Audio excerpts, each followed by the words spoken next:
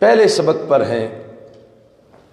یعنی جو مجموعی صورتحال ہے کہ ہمیں بہت سے لوگوں کو یہ بھی ابھی سمجھانا پڑے گا کیا سنی کہلوانا جائز بھی ہے؟ یعنی جو اتنے ذہن پائزن کر دیے گئے کہ جب ہم مسلمان ہیں تو پھر سنی کہلوانے کی کیا ضرورت ہے، یا سنی کہلوانا ایک فرقہ وارانہ بات ہے؟ سنی کہلوانا یہ کوئی بڑا نام ہے مسلمان ہونے سے؟ مسلمان کہہ دیا تو اس میں ہی سب کچھ آ گیا، چونکہ ہمیں قیادت کے نام پر کچھ لوگوں نے وہی سلوک کیا کہ دیے باغباں بن کے بلبل کو دھوکے، بہاریں جب آئی چمن بیچ ڈالا۔ تو میں یہ بتانا چاہتا ہوں کہ ہمارا یہ نام مصداق کے لحاظ سے تو قرآن میں بھی ہے، لیکن خود یہ لفظ زبان رسالت سے نکلے ہیں۔ رسول اکرم نور مجسم شفیع معظم صلی اللہ علیہ وسلم نے سیدنا امام حسین رضی اللہ تعالی عنہ اور سیدنا امام حسن رضی اللہ تعالی عنہ،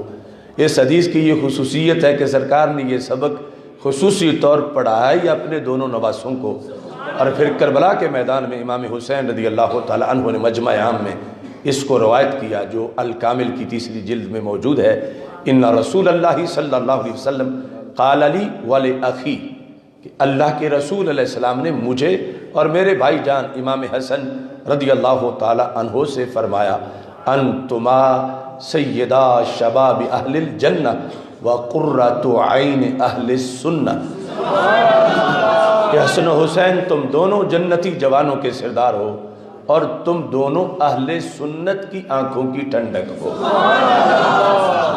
اس حدیث میں جہاں دیگر بہت سے فیصلے ہیں،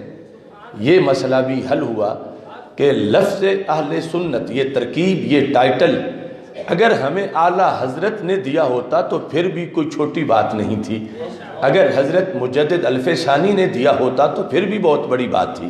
حضرت گنج بخش حجویری رحمۃ اللہ علیہ نے دیا ہوتا، حضرت غریب نواز رحمہ اللہ تعالیٰ نے دیا ہوتا تو پھر بھی بڑی بات تھی، لیکن یہ لقب تو ہمیں دیا ہی نبیوں کے سلطان حضرت محمد مصطفیٰ صلی اللہ علیہ وسلم نے۔ تو پھر ہم بلا شبہ یہ کہہ سکتے ہیں کہ جتنی عمر لفظ اسلام کی ہے اتنی ہی اہل سنت کی ہے، اور ہم یہ کہہ سکتے ہیں کہ ہمارے بیک وقت دو ٹائٹل ہیں، ہماری دو شناختیں ہیں، آئیڈینٹیٹی اور تشخص کے لحاظ سے ہماری دو پہچانیں ہیں۔ جب یہود، نصارہ، ہندو، سکھ ان کے مقابلے میں پہچان کا وقت ہوتا ہے تو ہماری پہچان اسلام سے ہوتی ہے، اور جب اسلام کی چھتری کے نیچے گھسے ہوئے دو نمبر لوگوں سے علیحدگی اور شناخت کی ضرورت ہوتی ہے تو ہماری شناخت اہل سنت و جماعت سے ہوتی ہے۔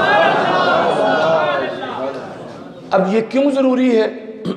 اس کا سبب یہ ہے، ایک چھوٹے سی فیملی ہو،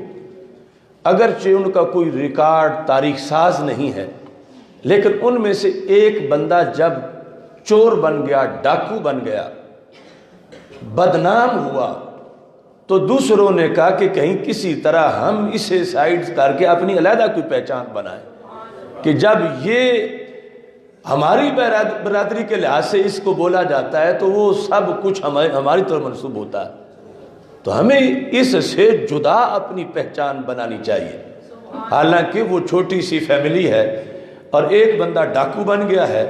اور ان کا نام لے کر کے فلاں رامے کے یا گامے کے چور ہیں، تو وہ کہتے ہیں اس نے تو ہم سب کو بدنام کیا ہے، ہم اپنی علیحدہ شناخت بنائیں۔ یہ تو ہماری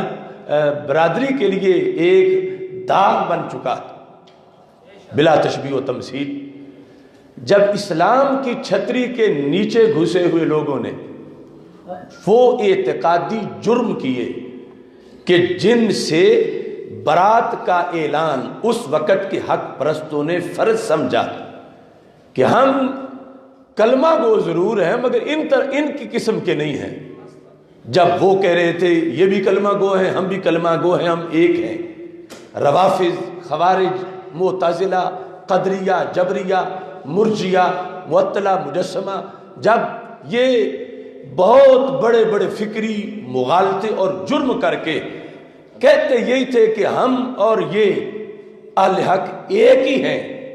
کیونکہ ہم کلمہ ایک پڑھتے ہیں، ہمارا دین ایک ہے، اسلام ہے۔ تو اہل حق نے یہ ضروری سمجھا کہ ان کے کرتوتوں سے بچنے کا صرف ایک طریقہ ہے کہ ہم اسلام کے اندر ہوتے ہوئے ان سے اپنی علیحدہ پہچان کروائیں، اور اس علیحدہ پہچان کو اہل سنت کہا گیا۔ اگرچہ جب وہ پہچان غالب آئی تو پھر کئی ایسے بھی مرحلے آئے کہ کئی داغدار لوگوں نے یہ چادر ہم سے کھینچ کے اپنے لیے بھی استعمال کرنا چاہی، لیکن یہ آغاز میں اس کی اس لیے ضرورت تھی کہ ویسے گزارا نہیں ہو سکتا تھا۔ اور آج تو 15ویں صدی ہے، دور صحابہ میں، دور تابعین میں جب سرکار سے یہ لقب آگے منتقل ہوا تو سیدنا عبداللہ بن عباس رضی اللہ تعالی عنہ مفسر بارگاہ رسول صلی اللہ علیہ وسلم، آپ سے پوچھا گیا کہ قیامت کے دن سارے لوگ ایک جیسے نہیں ہوں گے۔ قرآن کہتا ہے یوم تبیض وجوہ و تسود وجوہ، کہ کچھ لوگوں کے چہرے چمک رہے ہوں گے اور کچھ لوگوں کے چہرے اندھیرے ہوں گے۔ لفظ کچھ میں بھی اگرچہ کروڑوں ہیں، جو کہ بعض کی تقسیم ہے، کثیر ایسے ہوں گے جن کے چمک رہے ہوں گے اور کثیر وہ ہیں جن کے چہرے اندھیرے ہوں گے۔ تو یہ چمکیں گے کس کے چہرے؟ تو در منصور جیسی تفسیر معصور میں اور دیگر کتب میں یہ موجود ہے کہ حضرت عبداللہ بن عباس رضی اللہ تعالی عنہ نے کہا یوم تبیض وجوہ، اے وجوہ اہل السنہ، جن کے چہرے قیامت کے دن چمکے